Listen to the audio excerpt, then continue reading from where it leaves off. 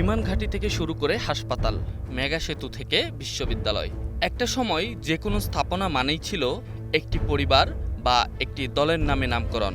১৬ বছরে এমন ৯৭৭টি স্থাপনার তালিকা পেয়েছে অন্তর্বর্তী সরকার। তবে ৫ আগস্টের পর পাল্টে গেছে সেই সুর। বঙ্গবন্ধু শেখ মুজিবুর রহমান, শেখ হাসিনা ও তার পরিবারের সদস্যদের নামে নামকরণ করা ৮০৮টি স্থাপনার নাম পরিবর্তন করা হয়েছে। এ তথ্য জানিয়েছে প্রধান উপদেষ্টার প্রেস উইং। আরও ১৬৯টির প্রক্রিয়া চলমান।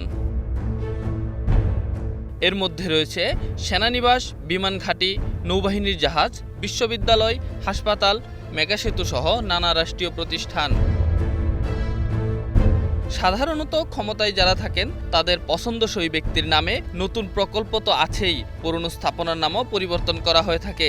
তবে অন্তর্বর্তী সরকার জেলা উপজেলার নামে নামকরণ করেছে অথবা স্থাপনাটি পুরনো নামে নিয়ে গেছে। Enamul Haque, star news.